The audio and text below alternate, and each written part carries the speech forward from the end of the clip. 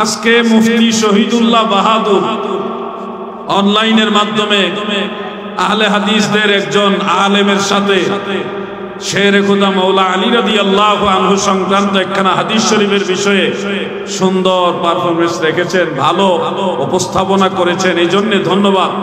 আপনার স্মৃতি শক্তির প্রখরতার জন্য আপনি বেশি বেশি বাদাম খাবেন। আমি বলেছি, শোনেন, আমি বলেছি তাহজিবুল কামাল, উনি বলে ইমাম যাহাবির কিতাবের কথা। একে তো রাবির নাম পাল্টিয়েছে, একে তো ইমামের কিতাবের নামও পাল্টিয়েছে। আমি কি বলবো ভাই, আমার নামে যে কেউ একটা ডেলিভারি দিয়ে দিলে কি আমি মেনে নিব নাকি? উনি জি জি আমি বুঝতে পেরেছি আপনারা দুজনই চুপ থাকেন। মীর মুআজ্জম সাইফি, শহীদুল্লাহ বাহাদুর, আপনাদের আমার কাছে যেটা মনে হয়েছিল এই জন্য আমি আবার একটু রিপিট জিজ্ঞেস করেছি, বাদ বাকি প্রোগ্রামের টাইমটা শেষ। আমি আপনাদেরকে একটা প্রস্তাবনা করে আনা মাদিনাতুল ইলমে ওয়া আলিয়ুন বাবুহা, এই হাদিস শরীফ যে রাসূল পাকের হাদিস শরীফ, তিনি এটা হাসান সনদের, হাসান লি গায়রিহি, ওই সনদের প্রমাণ করতে, সাব্যস্ত করতে সমর্থ হয়েছেন। বলি মারহাবা। প্রতিপক্ষ হিসেবে মুআজ্জম হোসেন সাইফি সাহেব যেই তথ্য উপাত্ত উপস্থাপন করেছেন সেগুলি উল্লেখ করার মতো হলেও যথার্থ ছিল না, যথোপযুক্ত ছিল না। মুহাদ্দিসিনে কেরামের মুতাকাদ্দিমিন মুতাআখিরিন, দুই জামাত মুহাদ্দিসদের মধ্যে মুতাকাদ্দিমিন মুহাদ্দিসরা যদি একটা রায় দেন, সেই রায়ের পরে মুতাআখিরিন মুহাদ্দিসিনে কেরাম যদি চুলছেরা বিশ্লেষণ করে জিম্মেদারি নিয়ে আবার পুনরায় রায় দেন, তখন মুতাআখিরিনদের রায়টাই বহাল হয়, ওইটাই এটা রাজে হয়, গ্রহণযোগ্যতা পায়, নির্ভরযোগ্যতা পায়। হাফেজ ইবনু হাজার আসকালানি, হাফেজ জারকাশি, ইমাম জালালউদ্দিন সুয়ুতি, তিনিও তো হাফেজ, ইমাম জাইনুদ্দিন মানাবি, দুইভাবে পড়া যায়। আমাদের আলেম ভাইরা অযথা বিতর্ক করেন, মানাবি মুনাবি একই ব্যক্তি, কেউ মানাবি বলে, কেউ মুনাবি বলে।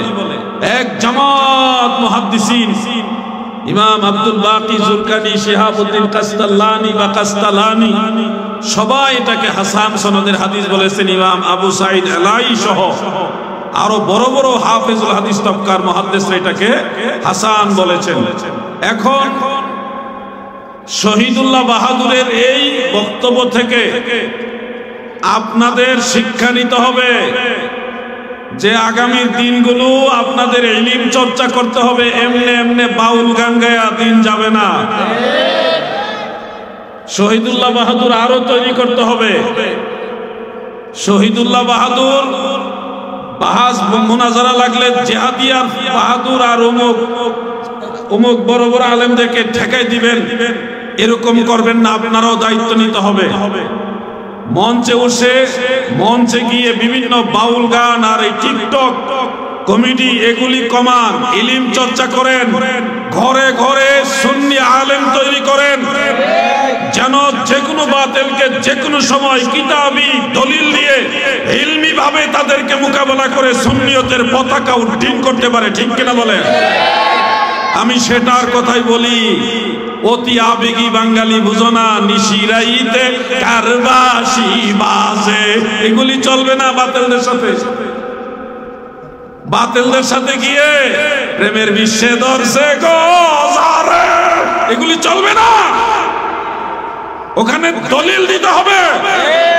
ইমাম ইয়াহইয়া ইবনে মাঈন কে তুমি তো জানো না, ইমাম ওয়াকি ইবনুল জাররাহ কে তুমি তো জানো না, হাফিজ ইবনে হাজার আসকালানি কে তুমি জানো না, ইমাম যাহাবি কে তুমি জানো না, হাফিজ জালালউদ্দিন সুয়ুতি কে তুমি জানো না, ইমাম জাইনুদ্দিন ইরাকি কে তুমি জানো না, হাফিজ জারকাশি কে তুমি জানো না, ইমাম আব্দুল বাকি জুরকানি কে তুমি জানো না, ইমাম শিহাবউদ্দিন কাস্তালানি কে তুমি জানো না, বদরউদ্দিন আইনি হানাফি কে তুমি জানো না, মোল্লা আলী কারি হানাফি কে তুমি জানো না, শেখ আব্দুল হক মুহাদ্দিস দেহলভী কে তুমি জানো না। তুমি জানো আসিরে ভাই, আসি, এগুলি চলবে না রে ভাই। ইলমি তাহকিক বাড়াইতে হবে। আলাউদ্দিন জাহাদির বকা দিতে পারেন, দেন, কিন্তু আমি চাই আগামীর ভবিষ্যতে আমাদের যুব সমাজ, আমাদের তরুণ সমাজ, আমাদের পরবর্তী প্রজন্ম তারা জাদ্রেল আলেম হোক, মঞ্চে গিয়ে যেমনি ভাবে কোরআন হাদিস বলবে তেমনি ভাবে নবী রাসূলের শান গাইবে, ওলি আল্লাহর গান গাইবে, ঠিক কিনা বলেন?